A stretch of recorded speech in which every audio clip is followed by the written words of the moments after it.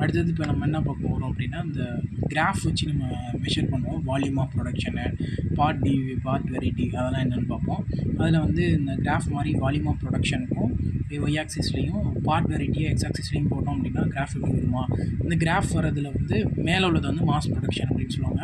கீழே வந்து இந்த ரெண்டாவது உள்ளது வந்து பேட்ச் ப்ரொடக்ஷன், கீழே இது வந்து யூனிட் ப்ரொடக்ஷன் அப்படின்னு சொல்லுவாங்க. Mass production, batch production, unit production. இதில் யூனிட் ப்ரொடக்ஷன் அப்படிங்கிறது பேப்பர்லெஸ் ஆட்டோமேஷன், பேட்ச் ப்ரொடக்ஷனுங்கிறது ஃப்ளெக்சிபிள் மேனுஃபேக்சரிங் சிஸ்டம் யூஸ் பண்ணுறது, மாஸ் ப்ரொடக்ஷன் அப்படின்னா ஹார்ட் ஆட்டோமேஷன் சொல்லுவாங்க. அது வந்து என்னத்தை எதை கவுண்ட் பண்ணுவாங்க அப்படின்னா கேம் அண்ட் ஃபாலோவர் கவுண்ட் பண்ணுவாங்க. ஹார்ட் ஆட்டோமேஷன் லேத்தில் வந்து என்னத்தை கவுண்ட் பண்ணி பண்ணுவாங்க, கேம் அண்ட் ஃபாலோவர். இது வந்து டிஓஎம்ல படிச்சிருக்கோம். இப்போ வந்து ஹார்ட் ஆட்டோமேஷன் லேத்தில் என்னென்னு சொல்லணும்னா, இப்போ ஒரு மிஷின் இருக்குது, அந்த மிஷினில் வந்து ஒரு ஷாஃப்ட், இதான் அந்த பென் தான் ஒரு ஷாஃப்ட் அப்படின்னா இந்த ஷாஃப்ட்டில் வந்து டயாமீட்டர் வந்து அதாவது மீனை வந்து மோட் அப்படின்னு சொல்கிறது வந்து 25 mm அப்படின்னா நமக்கு வந்து இந்த மிஷின்லேருந்து ப்ரொடியூஸ் பண்ணுறது கரெக்டாக 25 வராது, 25.023 வரும், 24.93, அதாவது இதோட அதிகமாகவும் வரும், பாயிண்ட் கம்மியாகவும் வரும்.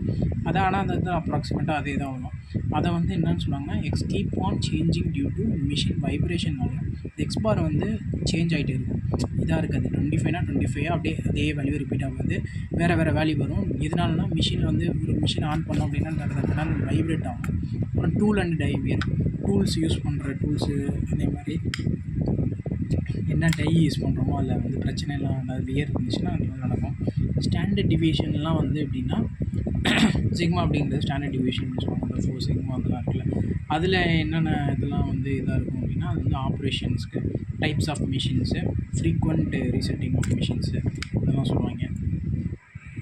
இப்போ வந்து ஒரு கன்சியூமர் வந்து நம்மகிட்ட சொல்லுவாங்க, இப்போ வந்து எனக்கு வந்து 25 mm வந்து எனக்கு வந்து 25 mm வந்து எனக்கு ஒரு ஷாஃப்ட் ரெடி பண்ணித்தாங்க அப்படின்னு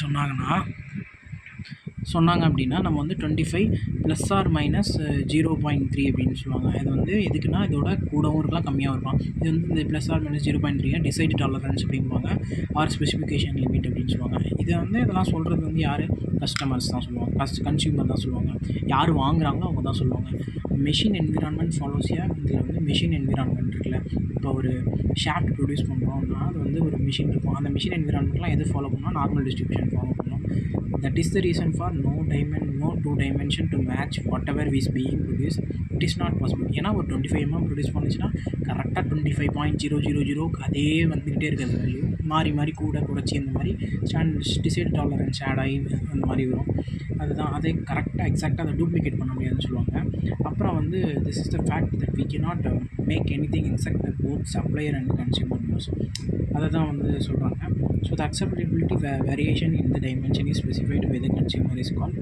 இந்த அக்செப்டபிலிட்டி இருக்குல்ல, கன்சியூமர் சொல்லுவாங்க எனக்கு இந்த வேல்யூவில் எனக்கு கொஞ்சம் டிவியேஷன், இந்த +or- இவ்வளோ வேல்யூ இருந்தால் ஓகே அப்படின்பாங்க. அதாவது அந்த அக்செப்டபிலிட்டி வேரியேஷன் இந்த dimension is specified by the consumer is called, இதுதான் நம்ம டிசைட் டாலரன்ஸ் அப்படின்னு சொல்லுவாங்க. அதை இன்னொரு இதில் என்னன்னு சொல்லுவாங்கன்னா ஸ்பெசிஃபிகேஷன் லிமிட் அப்படிம்பாங்க. அடுத்தது இப்போ ஒரு ப்ராப்ளம் ஒன்று பார்க்கலாம். இது வந்து கேட் 2023 உள்ள ப்ராப்ளம் வந்து இந்த மாதிரி ஒரு இது இருக்குது. இதில் வந்து ஒரு ஷாஃப்ட் இருக்குது, இதில் டயாமீட்டர் 1, இது வந்து டயாமீட்டர் 2 கொடுத்துருக்காங்க, சி அப்படின்னு கொடுத்துருக்காங்க, எக்ஸ் பார் அதாவது மீன் கொடுத்துருக்காங்க, ஸ்டாண்டர்ட் டிவிஷன் மீன் கொடுத்துருக்காங்க, ஸ்டாண்டர்ட் டிவிஷன் D1க்கு இது D2க்கு. யூஸிங் 6 சிக்மா லிமிட் யூஸ் பண்ணி நமக்கு வந்து 6 சிக்மா லிமிட்னா எப்படி வரும், 6 சிக்மான்னு வரும். வாட் இஸ் அப்பர் லிமிட்னா இது அப்பர் லிமிட் கண்டுபிடிக்கணும்னா வந்து எக்ஸ் பார் + 6 சிக்மா இதுதான் நமக்கு வந்து தேவை. இது வேணும் அப்படின்னா ஃபஸ்ட்டு எக்ஸ் பார் வேணும், இந்த சிக்கு எக்ஸ் பார் வேணும். சினா அந்த சியை வந்து ஒரு 3ன்னு கன்சிடர் பண்ணிக்கிறோம்னு வச்சுக்கோங்க, இது சிக்மா 3 இதுக்கு வந்து எக்ஸ் பார் அப்படின்னா இதில் எக்ஸ் பார் வேணும் அப்படின்னா சிக்கு எக்ஸ் பார் வேணும் அப்படின்னா இந்த கீழே இருக்குல்ல, இந்த லென்த் இருக்குல்ல, அதாவது இது வந்து 25 இது வந்து 20, இது ரெண்டுத்தையும் மைனஸ் பண்ணோம் அப்படின்னா 15 தான் நமக்கு வந்து எக்ஸ் பார். ஓகே, எக்ஸ் பார் கண்டுபிடிச்சிட்டோம். 6 ஓகே. சிக்மா எப்படி கண்டுபிடிக்கிறதுங்க அப்படின்னா வேரியன்ஸஸ் வந்து சேமாக இருக்கும், அதாவது சிக்மா ஸ்கொயர் அப்படிம்பாங்க. எப்படின்னா சிக்மா 2 ஸ்கொயர் மொத்த 2 இதுதானே, sigma 2 square is equal to sigma 1 square + sigma 3 square அப்படி சொல்லுவாங்க. நமக்கு அது சிக்மா 3 ஸ்கொயர் தான் வேணும். இதை நம்ம கால்குலேட் பண்ணோம் அப்படின்னா சிக்மா 3 கிடச்சிடும். சிக்மா 3 எடுத்து இதில் நம்ம இதில் சப்ஸ்டியூட் பண்ணோம் அப்படின்னா 16.587 mm அப்படின்னு வரும். இதுதான் அந்த கேட் கொஷினோட ஆன்சர். அடுத்த ஒரு கேட் கொஷின் பார்க்கலாம். இப்போ வந்து ஒரு பி அப்படிங்கிற ஒரு ஷாஃப்ட் இருக்குது, கியூ அப்படின்னு ஒரு ஷாஃப்ட் இருக்குது, ஆர் அப்படின்னு ஒரு ஷாஃப்ட் இருக்குது. பிக்கு வந்து எக்ஸ் பார் கொடுத்துருக்காங்க, அதாவது 18 + 1.2 ப்ளஸ் வந்து சிக்மா கொடுத்துருக்காங்க, சிக்மா 1 ஸ்டாண்டர்ட் டிவிஷன் கொடுத்துருக்காங்க. இது 32 ப்ளஸ் இது வந்து ப்ளஸ் இது வந்து சிக்மா 2 அதாவது ஸ்டாண்டர்ட் டிவிஷன், இது ஸ்டாண்டர்ட் டிவிஷன் கொடுத்துருக்காங்க. நேச்சுரல் டாலரன்ஸ் அப்படிங்கிறது என்னென்னா நார்மல் டிஸ்ட்ரிபியூஷன் தான், வேறு ஒன்றும் கிடையாது. மீன் ஆஃப் ஒய் வேணும் அப்படின்னா நமக்கு வந்து இப்போ ப்ரீவியஸ் சொல்யூஷன் தான். மீன் ஆஃப் ஒய் வேணும் அப்படின்னா எல்லா மீனையும் ஆட் பண்ணணும். 18 இதுதான் மீன், அதோட 18 + 32 + 24 எல்லாத்தையும் ஆட் பண்ணால் 74 தான். ஸ்டாண்டர்ட் டிவியேஷன் ஆஃப் ஒய் வேணும் அப்படின்னா சிக்மா ஸ்கொயர் பெரிய இருந்தால் அது சிக்மா 1 ஸ்கொயர், அதாவது 1.2 ஸ்கொயர் + 1 ஸ்கொயர் + 1.5 ஸ்கொயர் எல்லாத்தையும் ஆட் பண்ணோம் அப்படின்னா சிக்மா வந்துடும். ஓகே, ஒய் வந்து நம்ம எழுதுவோம் 74 + ப்ளஸ் ஆர் மைனஸ் 2.165 அப்படின்னு எழுதுவோம். இதில் வந்து லோவர் லிமிட்டு அப்பர் லிமிட்டு நமக்கு வந்து சில இதில் கொஷின்ஸில் எப்படின்னா எந்த ஒரு லோவர் லிமிட் அப்பர் லிமிட் கண்டுபிடிக்க சொல்லியிருப்பாங்க. இந்த மாதிரி இந்த பழைய கொஷின்ஸில் பார்த்திங்கன்னா அப்பர் லிமிட் கொடுத்துருப்பாங்க, இந்த 4 சிக்மா லிமிட்னு கொடுத்துருப்பாங்க. எதுவுமே கொடுக்கல அப்படின்னா நம்ம வந்து by default plus or minus 3 sigma லிமிட்டாக இருக்கும். அதாவது எக்ஸ் பார் மைனஸ் 3 சிக்மாவும் எக்ஸ் ப்ளஸ் 3 சிக்மாவும் இருக்கும். ஆன்லைன் அண்ட் ஆஃப்லைன் இன்ஸ்பெக்ஷன் அப்படின்னு நாங்கள் பார்ப்போம். ஆன்லைன் இன்ஸ்பெக்ஷன் அப்படின்னா ஒரு ப்ராடக்ட் வந்து இன்ஸ்பெக்ட் பண்ணுவாங்க. அதாவது மிஷினுக்குள்ளே இருக்கப்பே நம்ம வந்து கண்டுபிடிச்சி ஏதாவது பிரச்சனை இருந்துச்சுன்னா அதை வந்து சரி பண்ணிவிடுவோம். எப்படி ஒரு குழந்தை வந்து கருவுக்குள்ளே இருக்கும்போது அதை எப்படி கண்டுபிடிச்சி இதில் ஏதாவது பிரச்சனை இருந்துச்சுன்னா அதை சரி பண்ணுற மாதிரி அதே மாதிரி தான். அதே மாதிரி ஆஃப்லைன் அப்படின்னா அந்த மிஷின்லேருந்து அந்த ப்ராடக்ட் வெளில வந்ததுக்கப்புறம் ஏதாவது பிரச்சனை இருந்துச்சுன்னா சரி பண்ண, அதாவது ஒரு குழந்தை பிறந்ததுக்கப்புறம் ஏதாவது ஒரு பிரச்சனை இருக்குது அப்படின்னா அதை வந்து செக் பண்ணி அதுக்கு சரியாக இருக்கா தப்பாக இருக்கா அப்படின்னு சரி பண்ணுறது தான் வந்து ஆன்லைன் இன்ஸ்பெக்ஷன், ஆஃப்லைன் இன்ஸ்பெக்ஷன் அப்படின்னு சொல்லுவாங்க. அக்யூரசி ப்ரிசிஷன் அப்படின்னு நாங்கள் பார்ப்போம். அக்யூரசி அப்படின்னா ஒரு க்ளோஸ்னஸ் அப்படின்னு சொல்லுவாங்க. ப்ரிசிஷன் அப்படின்னா ரிப்பீட்டட்னஸ் அப்படின்னு சொல்லுவாங்க. அக்யூரசி எக்ஸ் பாரில் சொல்லுவாங்க. இது சிங்கிள் காம்போனெண்ட்டு, இது வந்து குரூப் அப்படின்வாங்க. இப்போ வந்து ஒரு எக்ஸாம்பிள் சொல்கிறேன். இப்போ வந்து இந்த மாதிரி ஸ்டாண்டர்ட் டிவிஷன் இருக்குது அப்படின்னா இதில் சிக்மாவோட வேல்யூ, இந்த மொத்த சிக்மா இதுதான் ஸ்டாண்டர்ட் டிவிஷன் வேல்யூ ரொம்ப சின்னதாக இருக்குல்ல. when sigma is less, precision is more. when sigma is greater, precision is not good. ஓகேவா? இது வந்து அக்யூரசி எப்படி அப்படின்னா க்ளோஸ்னஸ் தான் இருக்கணும். ஒரு ஒரு ஒரு ஏரோ வச்சுக்கிட்டு இந்த இதில் பாயிண்ட்லேயே கரெக்டாக அந்த ரெட் பாயிண்ட்லேயே ஷூட் பண்ணுற மாதிரி இதுதான் வந்து நமக்கு எக்ஸ் பார் அப்படின்னா இதோட எக்ஸ் பாரோட தள்ளி 25 இருக்குல்ல target or required value. Accuracy is not good, ஏன்னா இவ்வளோ டிஃப்ரென்சஸ் இருக்குது. சப்போஸ் இது 25.01 தான் நம்மளோட மீனாக இருந்து இது டார்கெட் வந்து 25 இருந்துச்சுன்னா okay, it's acceptable, the accuracy is good. அதை தான் என்ன சொல்லுவாங்கன்னா accuracy is the closeness to the target value. Target வேல்யூக்கு க்ளோஸாக உள்ளது. Precision is the ரிப்பீட்டட்னஸ்.